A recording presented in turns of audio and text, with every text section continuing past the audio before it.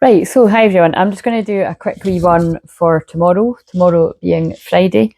Yeah, just been filming some stuff for the membership and I'll get these in, but yeah, I'm tired and I'm going to be powering through 2 live streams, so I'm not going to be wanting to do any filming on the day you're watching this, or I might put it out in it. I don't think I'll put it the night before because I'll be just finishing the lives.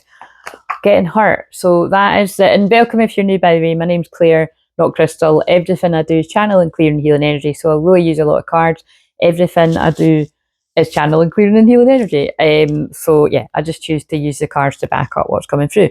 So all love, and what I mean is you'll feel it yourself. If you're soul family, you will feel like literally just last night.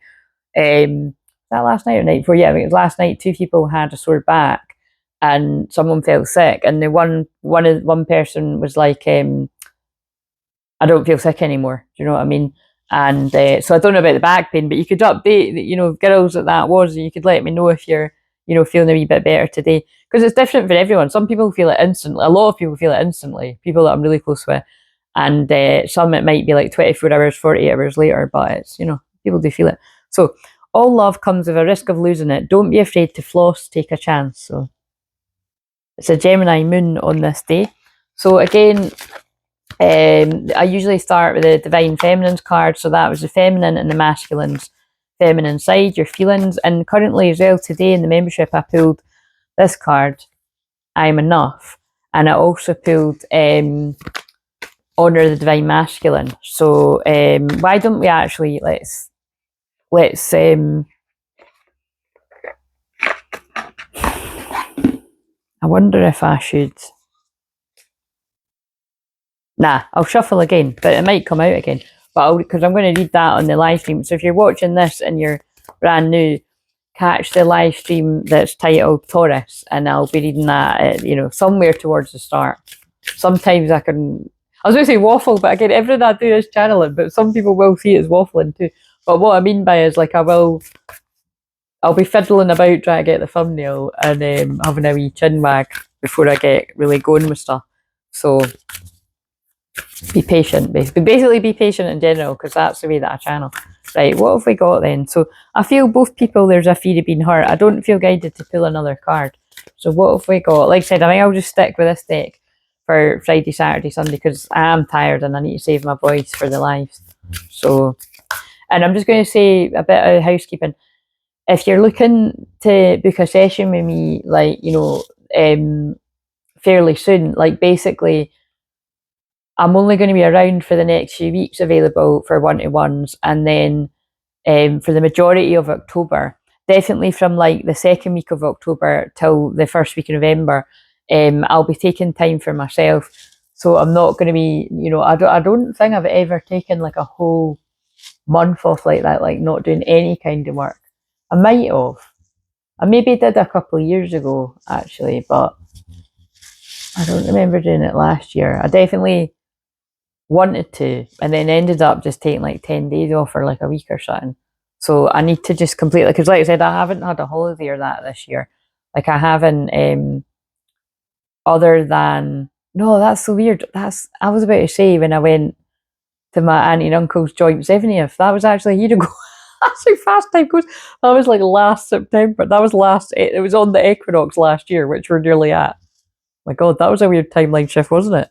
So, yeah, I'm just trying to think. I haven't had any type of just getting away for, you know what I mean? And it's like, so, I'm not gonna, because there's not enough time to organise it. Like, if I'd thought about it, I could have visited my cousins in England or something, but I don't think I'm going to be doing that. But anyway, the point is like, I just need to not be working, because when it's certain bits of your chart, you're better to take a rest. So, right, okay, anyway. So some of that might all mean something to you, but what have we got? Freedom, independence, self-determination. So I think I'll use the other one as the thumbnail. 7. So the 7th of, I looked at that card, reflections, what you contemplate, you actualize. So that could be significant too.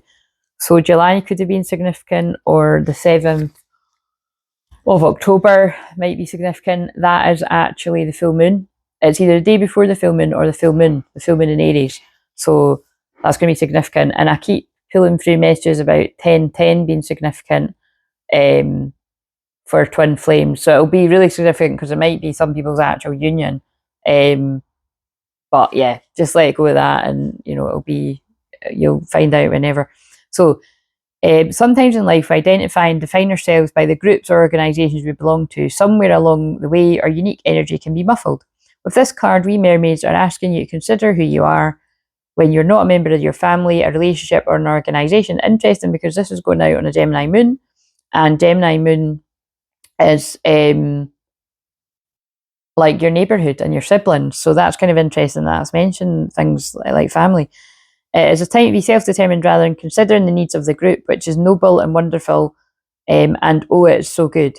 We're asking you to be independent, to have at last your own source of money, and it's Taurus moon, and that's about money as I'm filming it now, just as a small account will do, where you place money for your dreams, to have a sense of who you are, whether in or without a loving relationship, to know who you are and what it is you love and like and wish for and dream and desire for the world, apart from the desires of the family or the group. Because the group mind has, at this time, dominated, however gently, your own independence and self-determination, so take some time. Detach from the group. Watch, observe, go within and feel. I know this is talking about money and stuff, but I really do feel very strongly, because they're reminding me the shorts for like Friday, Saturday, Sundays, I seem to remember. It might even be tonight on the Thursday. They were all quite rough, and they actually were all ones that did seem to be karmic interference. It could be family or friends, or family and friends for some. Obviously, common sense, it's not going to be that for everyone, I hope. So, like, I hope it's not. I pray, I hope that it's not, the case, but I know it is for some. But go within and feel and begin to know what it is you wish for, and begin to contribute to the dreams to the group. Too long you've kept silent about what your needs and desires, placing others before your own. Right? If you're brand new here, if you watch that very marathon 6.5 hour nearly live that I've done for Aries first house, we've all got Aries, we've all got first house.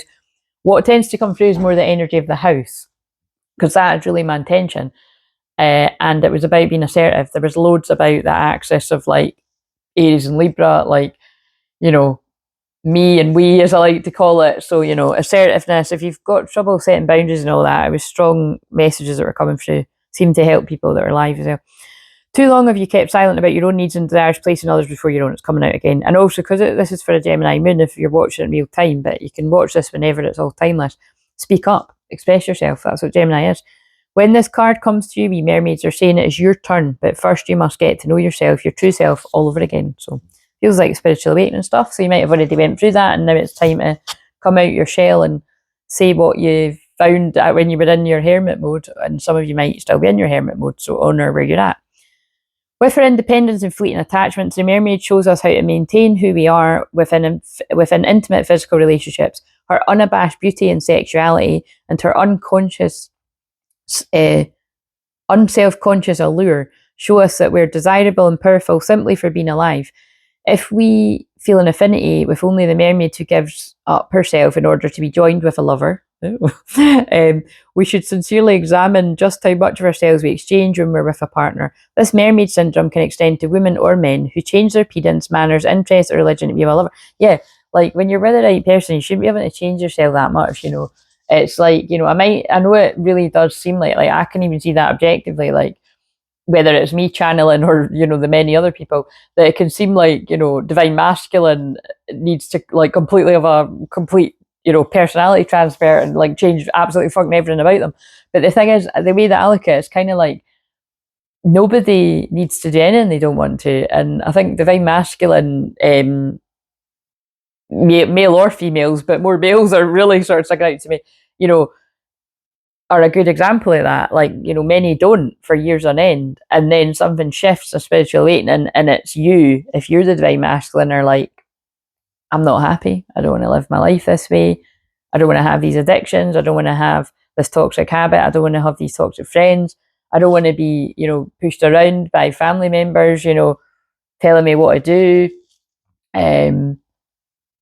I don't want to be in this job anymore, it's boring. I could go on and on and on, all different things. Some of it's none of that, some of it's all of it, some of it's bits of it, you know what I'm saying? But that, yeah, that's not just exclusive to twin flames. That's everyone. It's like, it's why there's tons of stories.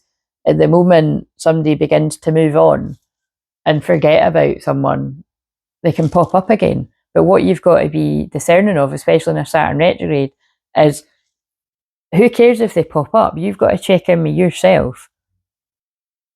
Did you want them to pop up again? Because if you did, it's great, and that you talk and you resolve things and you move forward. But what saddens me sometimes is when I notice that, either in the chat or in other people's things, over the years as well, is like the other people are kind of not even sure what they want. You need to be sure what you want, so that when the person does pop up, you know whether you wanted them to or not. And again, if you're a true twin flame and you're divine feminine, you've done the work, you do want to hear from your divine masculine. But I might be talking to people where this is your karmic energy and somebody's coming and knocking, an ex popping up, and you don't want to hear from them. You know what I mean? So be honest with yourself.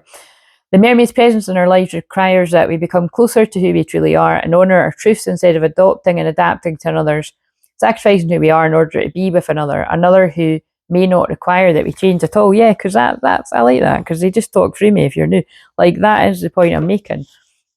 Like, with twin flames, you love your twin flame unconditionally as a divine feminine, and you loved them when you met them. There was something that attracted you to them, and obviously there's things that go here, there and everywhere, and whatever, things go wrong, and that's the journey. But yeah, you don't want the person to completely change who they are, or even have a personality transport, because you love them for a reason. It's about, as a twin flame, you can feel when someone isn't really, truly, genuinely happy with themselves or in general. And in my opinion, if you've got a really, really strong twin flame connection, which again, all twin flame connections are strong, but I have definitely come across some people where it's like really strong. And I would say that is, I'm not just saying that about me, that is, other people can feel it when they've tapped into it. Loads of people say it. But it's, yeah, I can feel the shift. You know what I mean? I can feel when he's feeling good, and I can feel when he's not feeling good. So, employment change. Oh, so look, remember how I said that as well? For some people, it's that sever boughs of poverty. So wherever this all fits for people, if this isn't literal about finances, this can be like just not feeling good about yourself. So, but I know it will be for people, I help loads of people that are struggling with money and stuff. It's the times we live in. But if you're not struggling with money, it might be, how you feel about yourself, especially because that card that I showed was, I am enough. So, dear one, there's no need to suffer or sacrifice. Hold the intention of undoing any vows of poverty or self-denial that you've made consciously or unconsciously in any lifetime. I actually done that on a live. I think it was at Scorpio or Libra. I done something about severing vows of poverty, I think. As you do so, but there's ones on the playlist about that. All effects of these vows will be undone for everyone involved in direction of time. And if you're getting really, really strong spiritual warfare, I can do that one-to-one with you. And you do feel the shift. Your career path is leading a higher direction with positive changes to support your dreams, priorities, passions, and life purpose. Trust that these changes will help you release the old and welcome the new. You're being supported each step of the way. Right, okay, so short and sweet message. It was either yours or it wasn't, but I hope it helped someone. I'm going to film Saturday.